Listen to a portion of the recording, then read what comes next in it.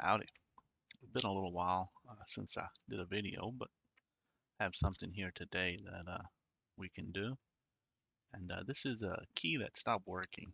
And I think originally it broke, and the customer tried to repair it by putting it into a new shell. And when they did that, then it just stopped working completely. And they sent me some photos, and it looked like they damaged the PCB. So we're gonna open this up and see if we can fix it. It should be pretty simple. And I have a part from another used remote that I have because I'm a key order. I have lots of old keys and stuff.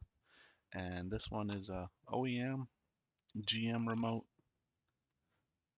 and that one is actually locked. But I guess before we do anything, we can check it to see if it's reading. Let me set this one over there.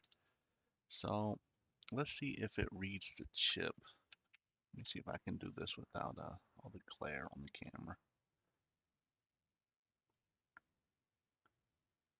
I don't know how well you guys can see that.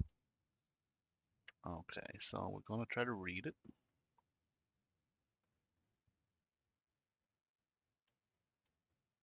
Okay, and we got nothing for reading the transponder. We'll try one more time. Nothing. Okay, now I'm going to show you what it should look like. So we're going to read, and there you go. We see it's an ID46 chip.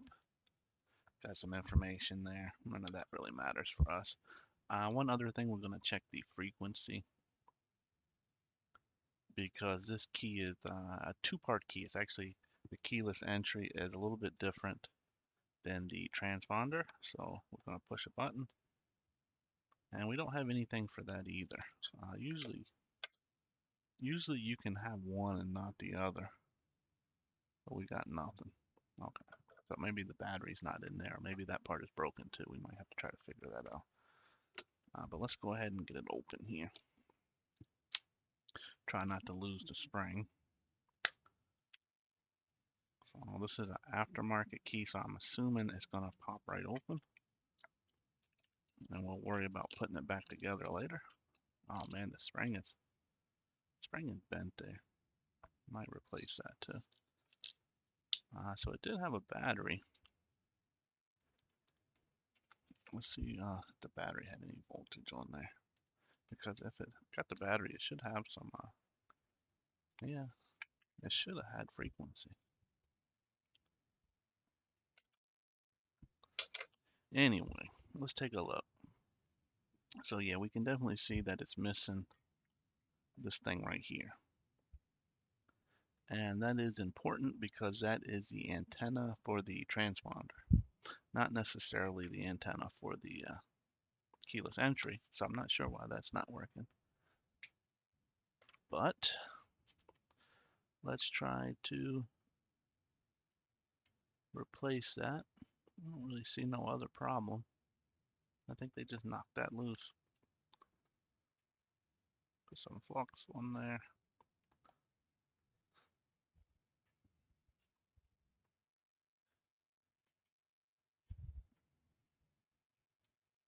Okay, I'm gonna go ahead and just clean up the old solder there.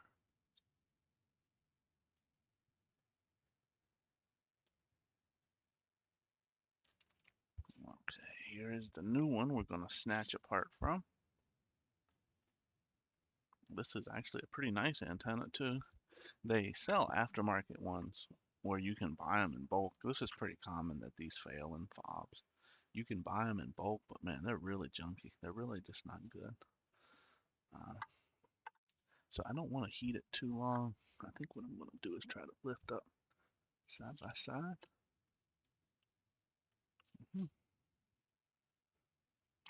There we go. And I don't believe it matters which way you put it on there, but I'm gonna put it on there the same way it was. I mean, it's just a coil basically.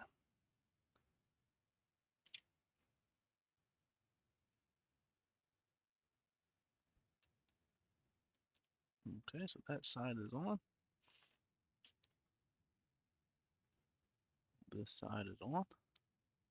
And I'm using lead-free solder. For some reason, people think when I say I'm using lead-free that I'm not actually doing it for some reason. Don't know.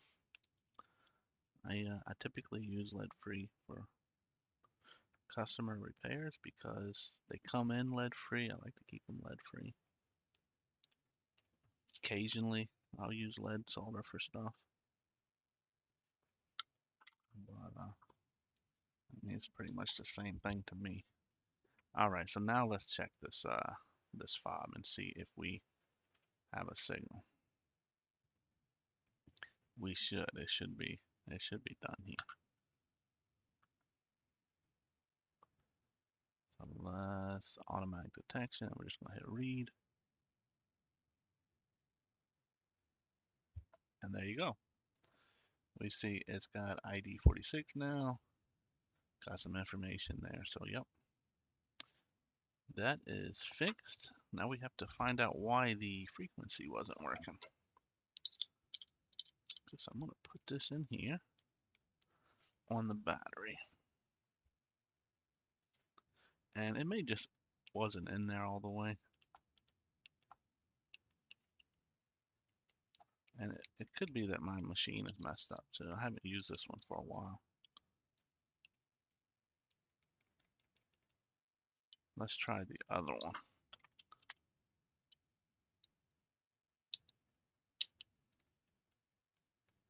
Yeah, see, this one's not doing anything either. I think that's probably gonna be okay. Let's try a different. I don't have my good frequency tester on me, but let's see if this thing still works. This thing was a waste of money. Okay, there's our frequency. So my frequency thing is busted in that. I thought it was. I've dropped it, you know, 2 or 3 too many times. All right, so now we just got to put this guy back together.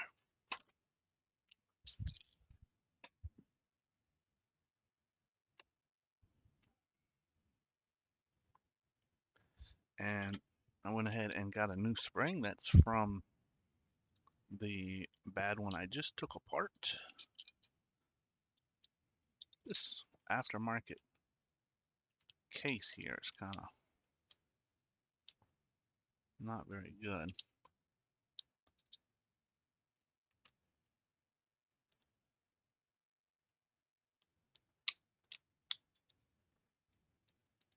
I guess that's gonna work. Okay, so these are kind of weird to put back together. You have to put this guy like this. All right. Then you have to take this guy inside of here. Maybe the other way.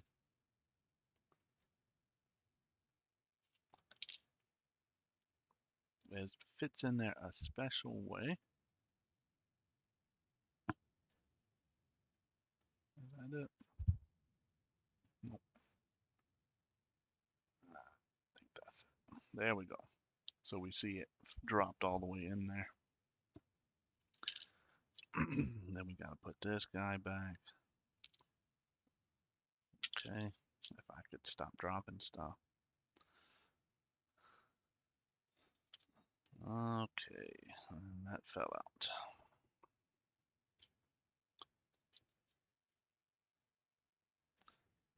Sorry, it's kind of an awkward angle for me trying to do it under the camera here. Usually I hold it up next to me. Okay, so we got that guy in there. And we have this like this, and we have to spin it. And I forget which way we gotta spin it. It looks like we gotta spin it this way, so that when we push the button, it releases. Okay. So we put this guy in here like this. The spring goes inside. Oh, is this spring gonna be too big? I think the spring is too big.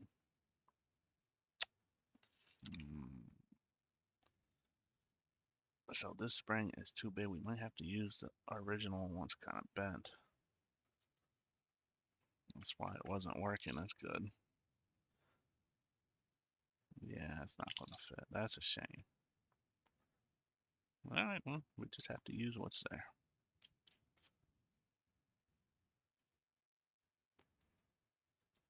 Because that means all the ones I have are going to be too big. Because all of mine are the original OEM ones. Otherwise, I would replace this. So we need to get this guy turning. He's got to sit in there just right. He's got a little tail and there's a little notch. So it's got to fit like that. And then we have to turn it.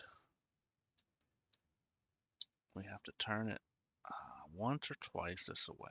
Okay, just like that.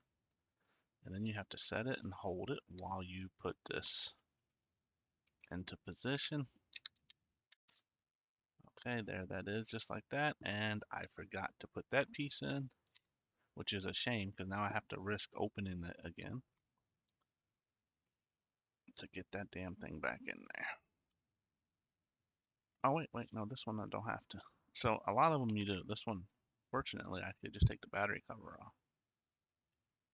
And then we can set this in there.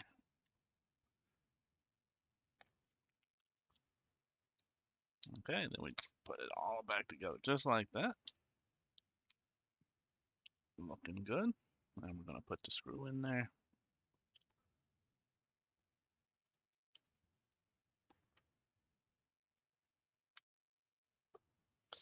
Get that tight. Okay, I got it too tight. Thing won't open, so let's loosen a little bit. See, that bent spring causes it not to open all the way a little bit. You see that? I'm sorry I couldn't fix that. I don't have the springs that go into it. Um, but yeah, let's check everything. Make sure it's working. Let's check the frequency first.